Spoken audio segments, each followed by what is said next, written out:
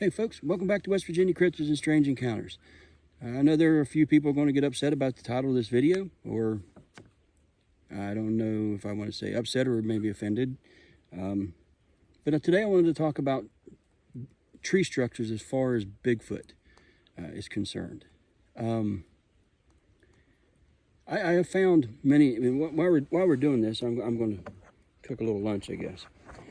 But since I was out here and just wanted to get out and spend a day, or spend a few hours here making a little bit of a lunch, I wanted to talk structures with y'all. Some people are real adamant about what they are. Some people have different opinions. And although I have found what some may call structures, I'm still not over that fence yet. I've found different ones that, sorry about the noise, that I can say are possible, if at all, if structures at all in a whole are Bigfoot related. The one that I found recently was on a hike in Mon County, West Virginia. And those are the ones I'll show you here, right here in the photos coming up. They're interesting. What they are, I don't know. What they could be, is a structure. Like I said, if that actually exists. If those are if they're Bigfoot related. I guess we, since that name is out there. But the thing is, with many that I found over the past few years, I can't rule out human activity. In most of them. I have found smaller ones. I have found larger ones. I have found some that are like the teepee structures. I have found what some may call the glyphs. I have found stick stacks and things like that. And I'm still on the fence. Because being in the woods quite a bit over my life, I know that I've made things, even as a child. When I was a kid, we used to make forts and stuff like that in the woods. And if those were seen today, many would call them structures. There are a lot of different possibilities out there. Like I said, kids in the woods. Bushcrafters, that's a big thing now. I mean, bushcraft has been around, for years, but it's definitely became a bigger thing here recently. I mean, it's become like a lifestyle of many, and many that follow that lifestyle, that is one thing they do. They build shelters, whether it's stick structure or shelters or debris shelters. And I'll show you some pictures of those too, of debris shelters that were built by bushcrafters, hunters, even the Boy Scouts teach how to do that as far as a survival, something for survival. So, do I know what structures are? No. Do I have my opinions? Yes. Do they line up with others' opinions? Some. But there are some have that agree with me, or I agree with others about what they could be. But I'm not one to jump on the bandwagon and think every stick break, every TP-looking structure, X's, those are Bigfoot related. I just can't, because I can't I guess as a logical thinking, I guess that's what you call a logical thinking mind, I can't say yes without proof that what I'm finding is Bigfoot related. What I'm trying to get at is a lot of these structures that people are putting out there, and don't get me wrong, I'm not wholly, or I'm not talking about structures all over the United States. I'm talking mainly here in West Virginia, where I've had my experiences, what I have found, and I'm not judging others that find things in other parts of the country. I mean, there have been some interesting things found.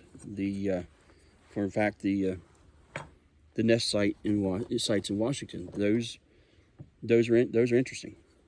They're very intriguing, but they're not what I would consider a structure like you find in the woodlands here and other places that people are calling Bigfoot structures. They're a nest site. They look like a gorilla nest or a primate nest. And sorry, folks. And many of the ones that I found here are not huge. They're not huge, not at all, not by any means. I hope my fire's not going to go out.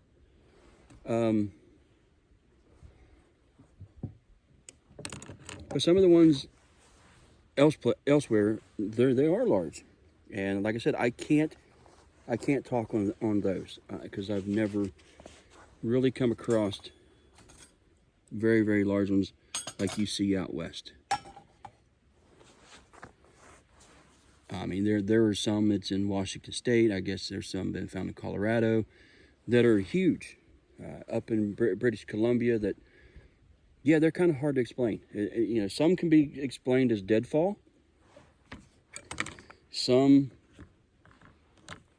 could just be absolutely nothing. Then some probably could be explained for humans or man-made.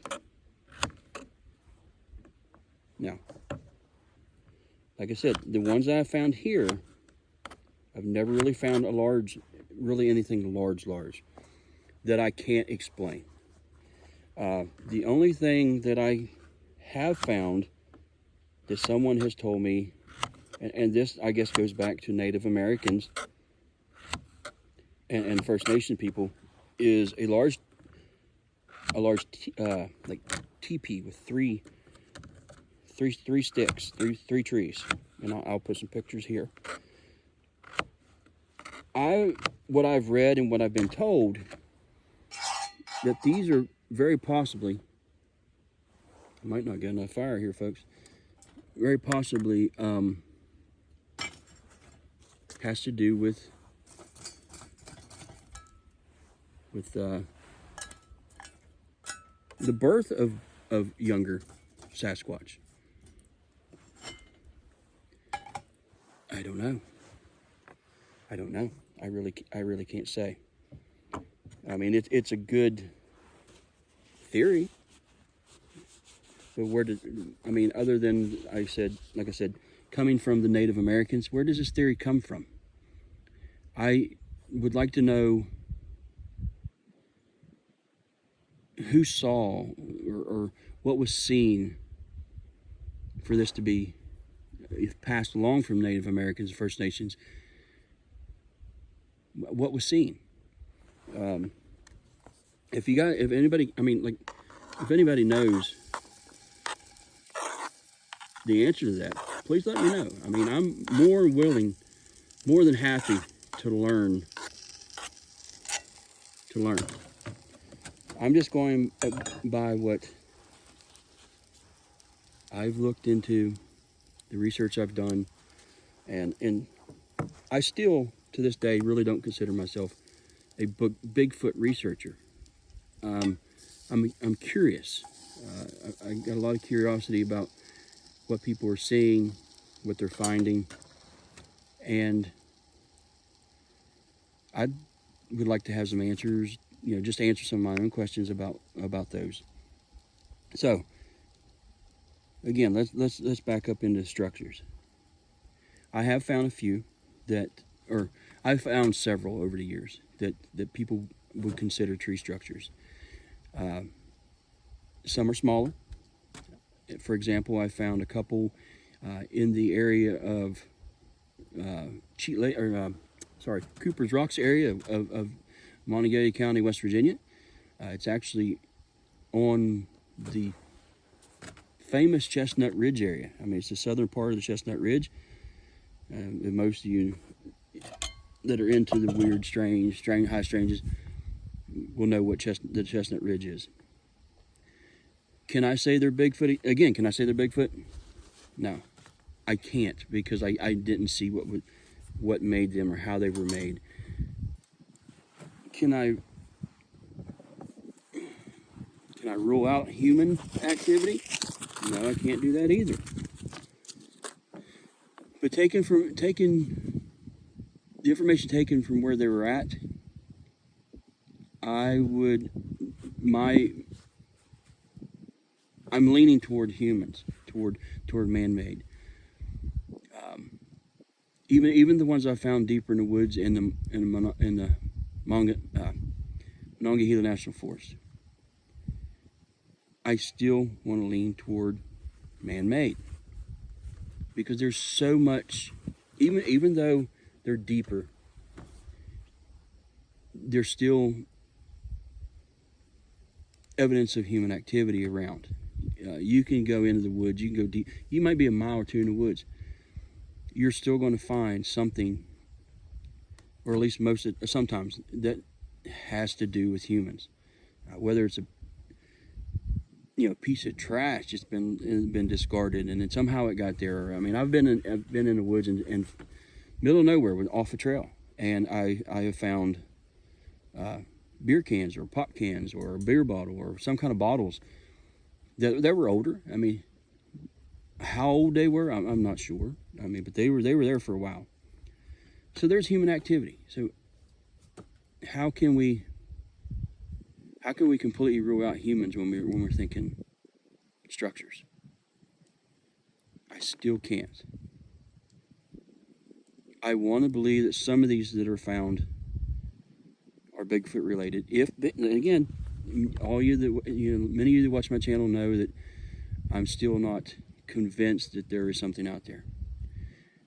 Sometimes I like to call myself a skeptic believer, because I have a skeptic side, as far as my investigations and what I look into. The believer side comes from like I call like a proxy believer.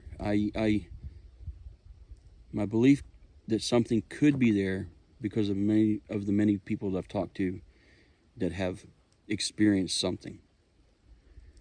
And some of those, and many of those, are very compelling stories. And I'm not one to judge somebody by what they tell me when I haven't experienced anything that I would say was definitively Bigfoot related.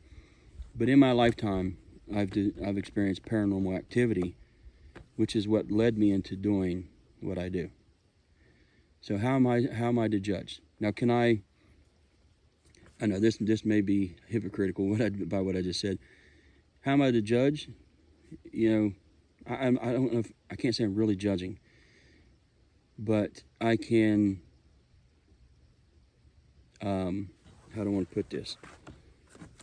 I can definitely read when something is not right. I mean, when somebody's I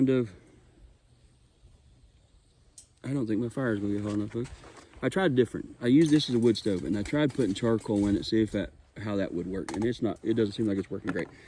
Anyway, where was that? How can I judge? When I've had experiences, but I can read when somebody, to me, I don't want to sound conceited here, but sometimes I can read when somebody's having or telling I don't want to say lies, but maybe a little bit of false truth, or maybe something made it up, or maybe they did experience something, but are sensationalizing it a little bit. I can read that a little bit, and then I've gotten better at it over the years, so I can't really judge. Well, that was just a short video. Like I said, I'll show some pictures of some of the structures I've found. Well, let me back up. I want to back up. There is one that I still am kind of taken back by. It was in the National Forest down around outside of Spruce Knob. I was there a couple years ago. I found what I believe were partial prints, possible partial prints. I did cast those prints, and because of that, well, not just because of that, there was a couple other things. While the prints were drying, were curing, I hiked into further up the creek bed and further into the valley, and then I followed the creek all the way as far as not as far as I could go, but quite a ways in, and then I'd flank off to the right a little bit and come back down toward the creek, but kept the creek, either the sound or the area it was at, in my view, or where I could hear it, so I knew where I was going and could follow it back out. And there was a couple places that were soft and muddy, this black mud that it's like it's a bunch of decaying material, and it was kind of like a black mud, and that's what I found the prints in. Well, I found a couple of those areas on the way back and decided to check them out. Didn't find anything in them, but as I was at the second one, I think it was the second one. Anyway, I was at one of them, and I heard there's the flat I was on, and then there's a bank. There's a creek, the flat, then a bank. And I heard something behind me up on that bank. And when I turned, it took off running. Whatever it was took off running. I didn't see anything. I don't know if it was a deer, if there was a bear up there on the bank, or was it a Bigfoot? I don't know. But it took off running. And when I got back down to the area where I casted the prints, I took the prints, or pulled the prints, took them home, and decided I'm coming back the following weekend, and I'm going to check this area out a little bit more. And what I found where the prints were at and where I crossed the creek was this large X between two trees that somebody or something had placed there. It wasn't there the week before. Nobody knew that I was there other than my wife. She always knows where I'm at. And nobody knew that I was coming back. But for some reason, this X, and I'll show you the pictures. I got pictures of it. And there's a large X between these two trees. And to this day, I can't explain that one. Was it a I don't want to say warning, but was it something telling me that I shouldn't come up in that area any longer? Should I stay out? It's possible, but it never stopped me. I've been back here several other times, and unfortunately, I haven't found anything else. Found a couple things, like tree breaks that people talk about, but I easily ruled those out. Probably is weather damage or whatnot. And again on the tree breaks, I'm still on the fence to those. And you have people talk about, well, the ones that are twisted. Okay, there are a couple of things that could cause that. Yeah, something with hands could cause it. Something with strong hands could cause it, because it would take a big hand or something big, strong with hands to do it. If that's what's happening. There are a couple other things. One, storm load, definitely it can, it's going to can break the tree. Wind could cause it to break, but most likely what causes a twist is there's probably some kind of not issue, but there's something with the fibers in the wood. Some fibers can be tighter than others, even from one side of the tree to the next. And it could depend on whether one side had more water, one side had, wind, or if there was something that damaged that part of the tree. Some of them fibers can, almost like a scar, some of them fibers can tighten up. And again, if somebody knows better than me, please let me know. I mean, I'd like to learn. But I do know that, years and years ago when I trimmed trees, we were taught that, and we were taught how to look at the tree. If we want it to fall a certain way, other than the lean, you had to cut and do what we called a hold, or a, what's the other word? But anyway, you held tight on one side, or you cut deeper on one side than the other. And that way the tree, the fibers in the tree and the thickness of those would make that tree turn. The tree may be leaning this way a little bit, but we could make it turn and fall in a certain area. Not a great, maybe not a large movement, but a smaller movement. You could actually make a tree where you want to land, and by pulling it, that's the word I want to say, pull, make it pull 2 to 3 feet or more, depending on how you cut it and what the fibers look like and stuff. So I think a lot of those twisted tree breaks could possibly be that. And again, this is my opinion. Not I'm not trying to dog anybody else, anybody else's opinions, but I have not yet found something that I can't explain completely away. The X that I found, it's still possible that it's human. It's still very possible. I can't rule out, because it was in an area that people could go, and I can't rule out. Why they would do it, I don't know, but it's very possible still human. Well, I'm going to continue to make my my little dinner here. I'm going to have some fried potatoes and a couple pieces of sausage, if I can get the fire going. If not, I'm going to go get my regular stove out of my van. I just enjoy using this little wood stove, but I try to use it with charcoal, and it doesn't seem to be working. So I hope you enjoy the video. I really appreciate everybody coming and watching the videos. And like I said, if anybody has their opinions, please please be respectful. I mean, I'm willing to learn from others. Leave them in the comments, or you can email me at pioneerless@yahoo.com, and send me your thoughts. Thank you all for joining, and I'll see you on the next one. Bye.